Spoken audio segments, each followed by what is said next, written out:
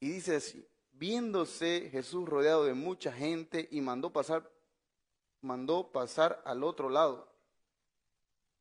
Veamos, el Señor Jesucristo estaba haciendo muchos milagros y estaba rodeado de mucha gente, rodeado de mucha gente. Y él mandó por ese motivo mandó él pasar al otro lado. Vamos a ver más adelante que él entra en una barca y se va queriendo cruzar a otra región, que era la región de los Gadarenos, ¿no es cierto? Él manda a sus discípulos para ir al otro lado y vino y dice, y vino un escriba y le dijo, maestro, te seguiré a donde quiera que vayas. ¿Qué era un escriba? Un escriba era un doctor de la ley. Un escriba era una persona intérprete de la ley. Un escriba era aquel que hacía una buena interpretación. Y veámoslo, desde tiempos antiguos el pueblo de Israel fue perseguido, pero su cultura fue prevalecida por estos hombres, porque estos hombres eran fieles en su trabajo. Ellos interpretaban el hebreo antiguo y eran hombres de mucho renombre. Eran hombres que, que la gente los admiraban, así como usted admira no sé, a un abogado, o cuando usted trabaja en una empresa y ve a un ingeniero, o ve al gerente, o al dueño de una empresa. Era lo mismo, y aún más, un escriba era alguien que interpretaba la ley, y la ley para ellos era una forma de vida, era la verdad, era la palabra de Dios. Eso era un escriba. Un escriba, por lo general, no buscaba maestro, sino que ellos eran los maestros. Y es interesante ver aquí que se acercó un escriba y le dijo, maestro. ¿A quién le dijo? Al Señor Jesucristo. La palabra usada ahí es didáscalos, que significa que se puede decir como doctor o señor, didáscalos. Eso es en el griego. Una forma también de escribir esa palabra es señor o amo. Gobernador también se puede decir. A menudo con el sentido de amo de un siervo o esclavo. A menudo se decía de esa manera a alguien que tenía mucha presencia. Y, y fíjense que este personaje viene aquí y le dice, maestro, te seguiré a donde quiera que vayas. Otra cosa de notar es que un escriba iba muy cercano de un fariseo. El fariseo era una persona de gran autoridad religiosa, ¿no? Entonces el escriba y el fariseo estaban muy seguidos, eran hombres que de mucho respeto, eran personas de mucha admiración, como cuando usted tiene estima de alguien, ¿no? Pero fíjese que este escriba le dice al Señor Jesús, maestro. Por lo general les escriba, como lo dije anteriormente, ellos eran los maestros. Pero este hombre como que está diciendo, maestro, se está humillando, ¿no? Un escriba. Yo te seguiré a donde quiera que vayas. Te seguiré a donde quiera que vayas. Y el maestro le responde de esta forma. No le dijo, no me llames maestro, porque el Señor Jesucristo sabía lo que era. Él era un maestro, ¿no es cierto? Y Jesús le dijo, las zorras tienen guaridas y las aves del cielo nidos, mas el Hijo del Hombre no tiene dónde recostar su cabeza. ¿Por qué esta respuesta? ¿Por qué la respuesta del Señor Jesús es esta? Porque fíjense que la entonación de este escriba era como que de fidelidad, ¿no es cierto? Te seguiré a donde quiera que vayas. Y muchas veces las palabras que nosotros usamos pueden ser de esta misma manera. El Señor Jesucristo venía haciendo muchos milagros. ¿Y saben qué? Estaba en una popularidad muy alta. Y tal vez este escriba vio ese prospecto del Señor Jesucristo y se le acerca y le dice, yo te seguiré, porque tal vez quería sacar ventaja del asunto. O tal vez él fue sincero al decirle, maestro, yo te seguiré a donde quiera que vaya. Pero la respuesta del Señor Jesucristo es como que, un momento, ¿no? Y le dice, las zorras tienen guarida y las aves del cielo nidos, mas el Hijo del Hombre no tiene dónde recostar su cabeza. Está diciendo, no te puedo poner en altura porque yo no tengo nada aquí de privilegiado. Tal vez un escriba de aquel tiempo buscaba eso, ¿no? Honra, estatus, por ser mismo intérprete de la ley. Y tal vez este hombre anhelaba la popularidad del Señor Jesucristo. Y aún más puede ser que anhelaba hacer lo que el Señor Jesucristo hacía. ¿Cuántas de las veces nosotros nos acercamos así delante del Señor? Señor, te voy a ser fiel. Y no medimos nuestras palabras. Y ahí aparece algo o una respuesta del Señor y vemos y notamos que nuestras palabras no están de acorde a aquello que nuestra convicción tiene. Porque nosotros cuando somos convictos permanecemos firmes y fieles. En el caso de este escriba, tal vez lo quiso decir con convicción, pero Dios le demostró que no tenía esa convicción. Él estaba presentando una postura de ser fiel, te seguiré a donde quiera que vayas. Pero el Señor le dice, oye, no tengo nada. Las zorras tienen su guarida, pero el Hijo del Hombre no tiene dónde recostar su cabeza. Oye, las zorras tienen un lugar donde reposar, yo no, le estaba diciendo.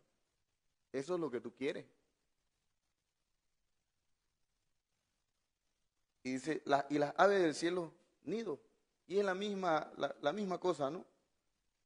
Las aves del cielo se refugian en los nidos, pero el Señor Jesucristo no tenía dónde recostar su cabeza.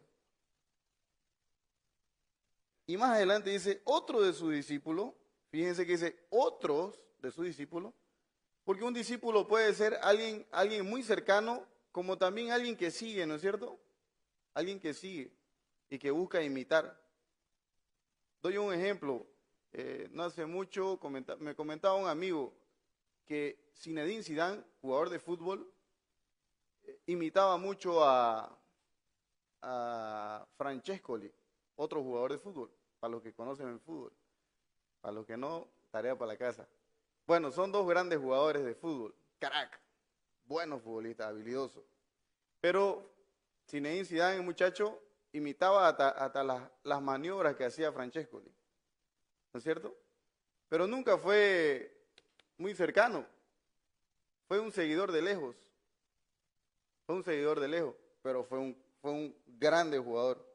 Entonces, aquí vemos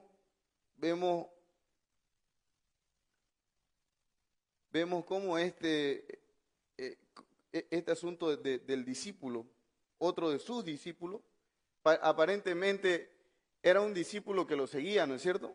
Le dice, Señor, permíteme que vaya primero y entierre a mi padre, le dice. Jesús le dijo, sígueme, deja que los muertos entierren a sus muertos. Primero, hay un discípulo escriba, queriendo seguirlo al Señor. Y fíjense que en esta narración, ninguno de los dos lo sigue. Ninguno de los dos. La Biblia no detalla, no dice, no habla más nada de ello. Y por la respuesta que el Señor Jesucristo le da, nos dice que Él acierta el albo y les toca. O sea, él vio lo que iba a suceder, que estos hombres estaban siguiéndolo simplemente por la fama que el Señor Jesucristo estaba teniendo en ese tiempo. Y ellos profesaban fidelidad, la cual el Señor Jesucristo no la encontró. Muchas de las veces nosotros también profesamos ser cristianos,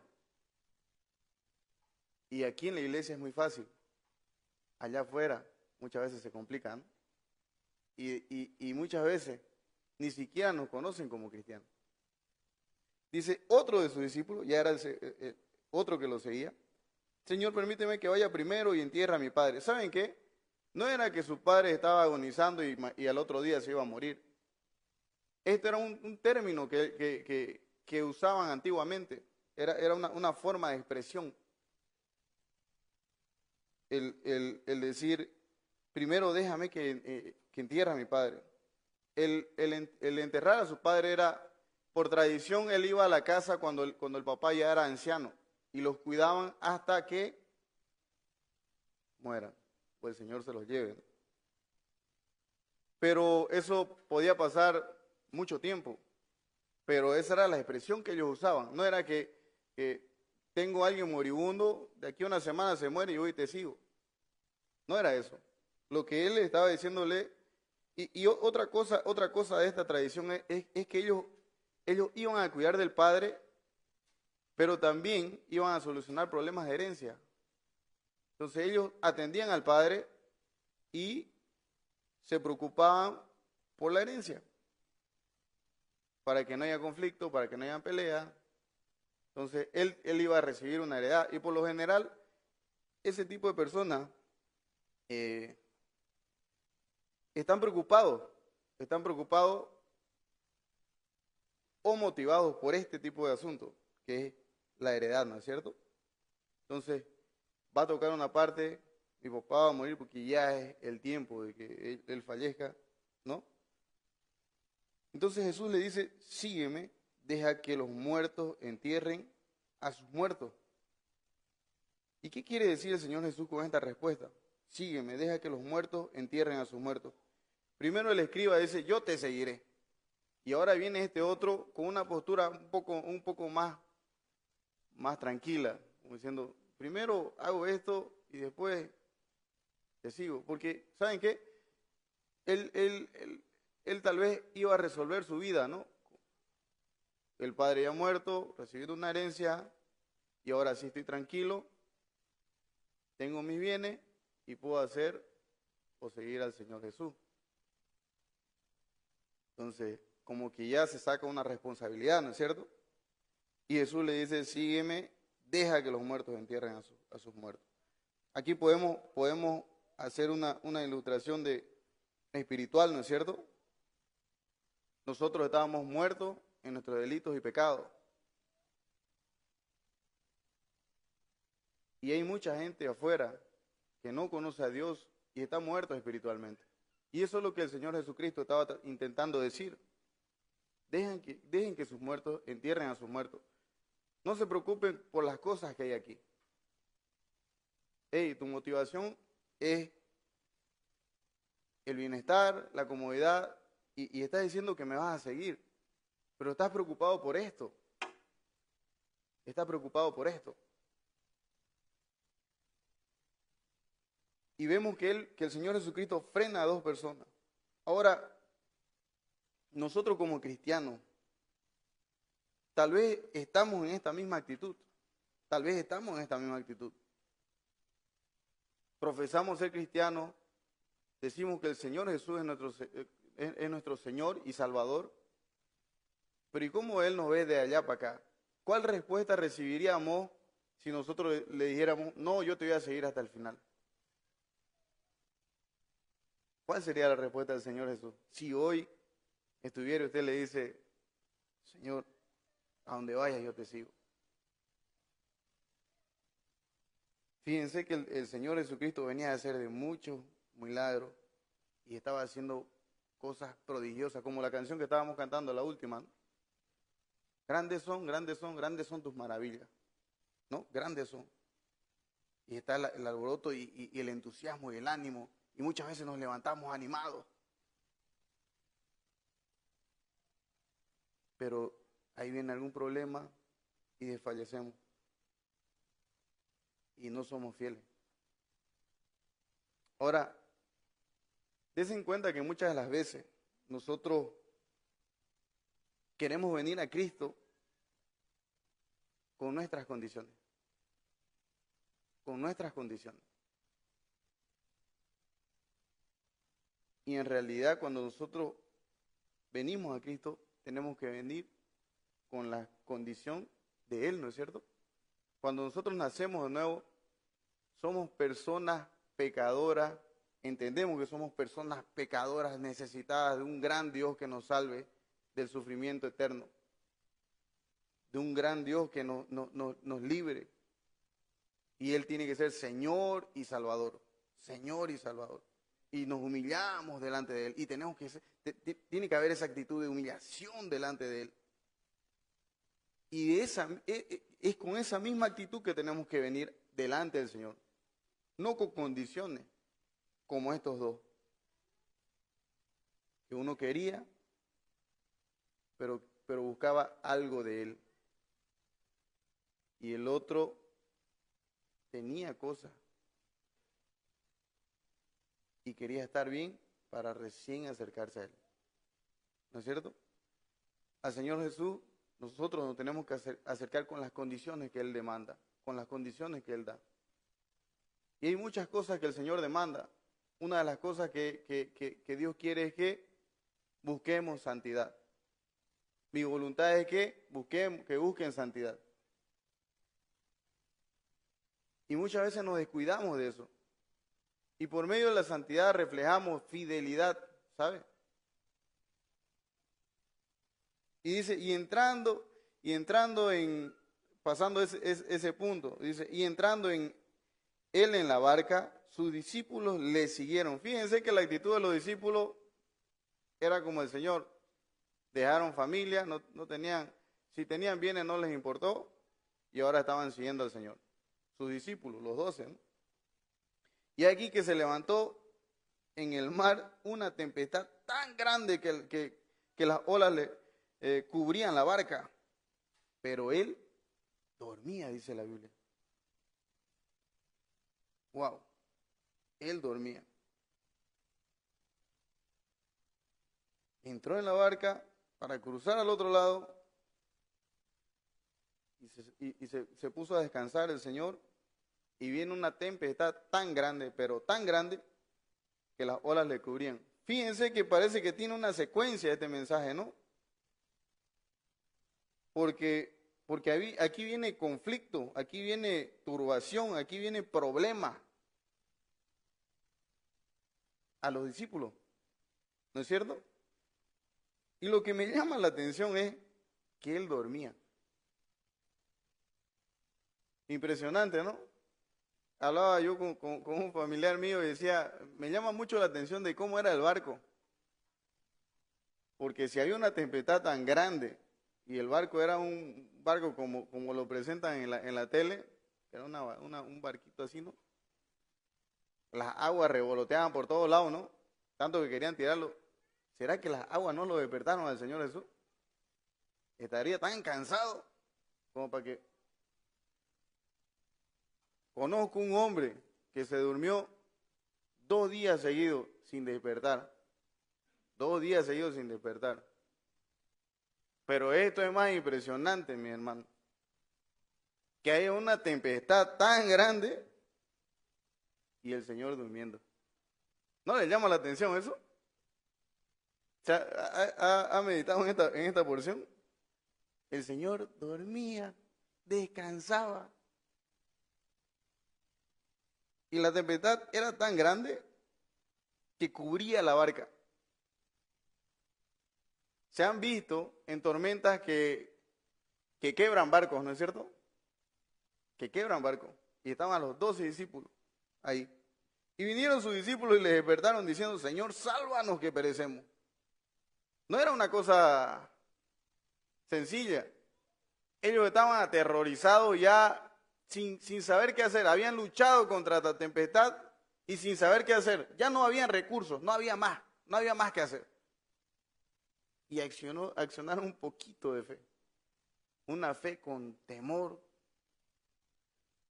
desahuciado, sin saber qué hacer. Y cuando uno no sabe qué hacer, ¿qué pasa?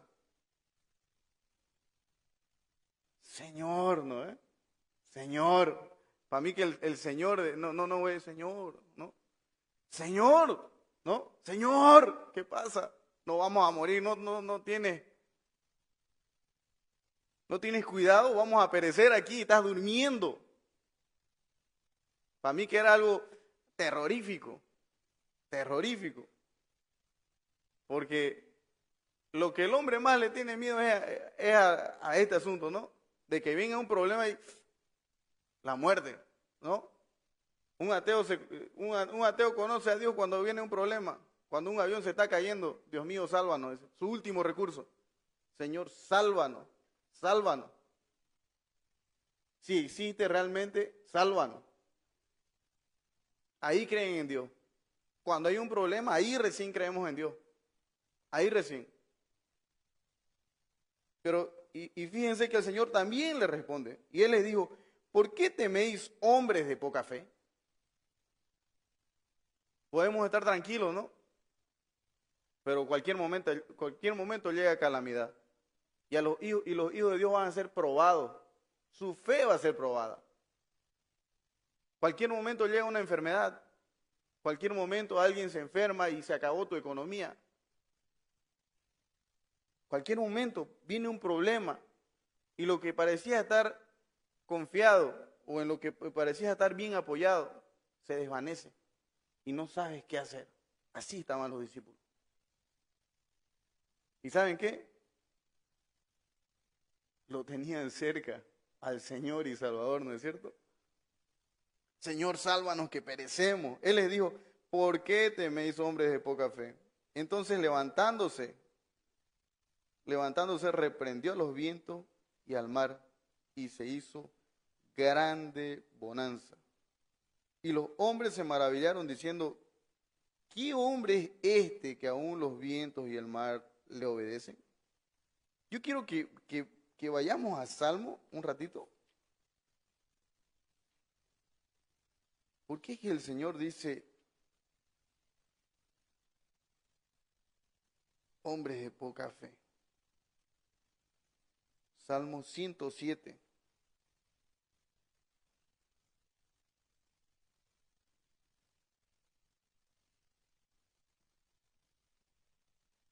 Y quiero que leamos desde el 23 al 30.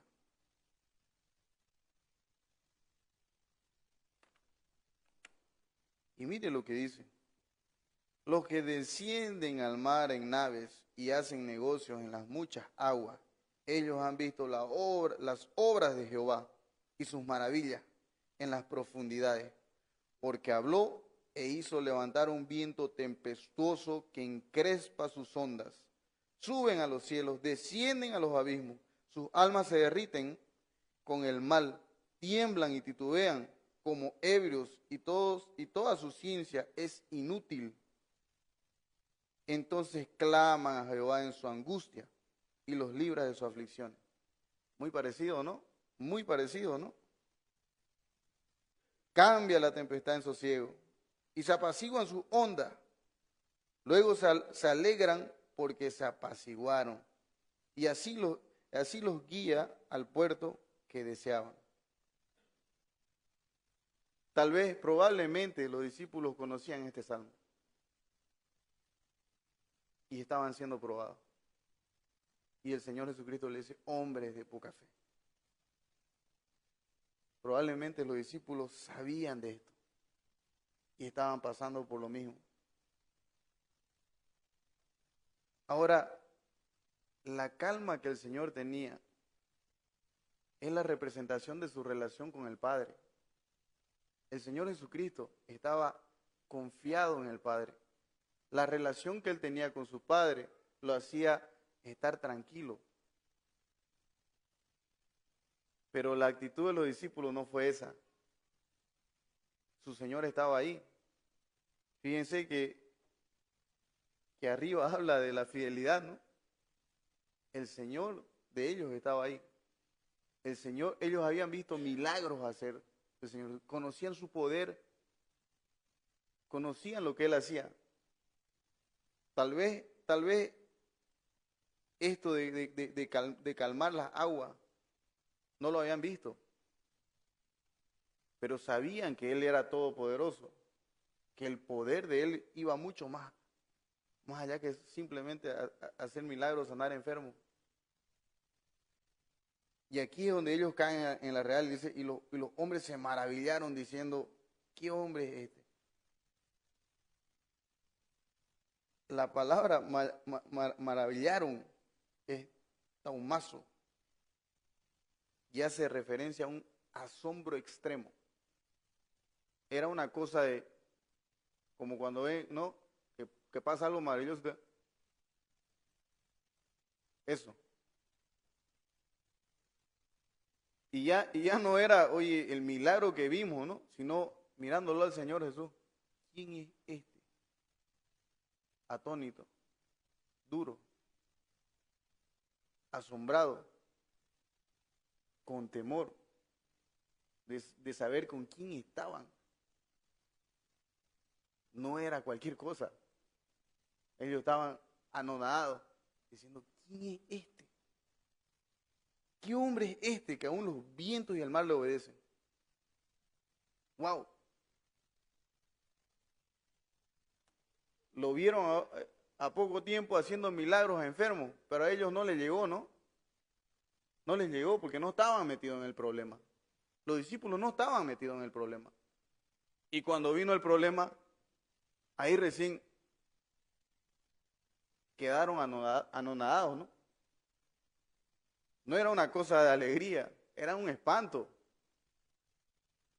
Y creo que de esa misma manera tenemos que actuar con nuestro Señor Jesucristo y con el Dios Todopoderoso. Ese temor tenemos que tener. Ese temor es el que tenemos que tener. En nuestro diario vivir, a la hora que nos levantamos, a la hora que aparece un problema, a la hora que usted cuando va a trabajar y viene su jefe y le dice, usted no tiene ganas si no lo hago, está el Señor que me mira. Y Él es el Todopoderoso.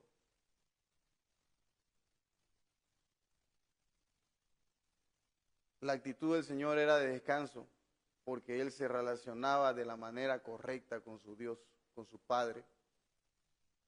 Y si nosotros nos relacionamos de esa misma manera, vamos a estar descansados y confiados en Él. Vamos a tener el aliento para poder sobrellevar toda prueba. Nuestra fe en Él va a hacer que nosotros estemos tranquilos. Y como dice la canción, paz en medio de la tormenta. Amén. Y ahora vamos a orar. Padre Santo, gracias te damos, Señor, porque estos dos pasajes, Señor, que hemos leído esta noche, nos lleva, Señor, a pensar en lo que decimos al respecto de ti y de qué convicción es la que tenemos, Señor, porque muchas de las veces estamos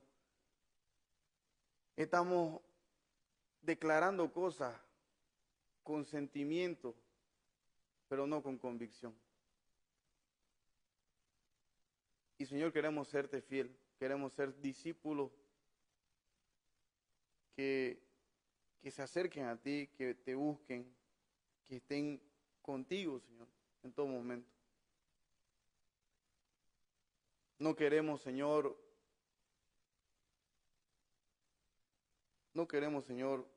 entrar ante su presencia con nuestras condiciones. Enséñanos a entender sus condiciones, a que nos apartemos y nos despojemos nosotros mismos, Señor, y aceptar, más que todo aceptar sus condiciones.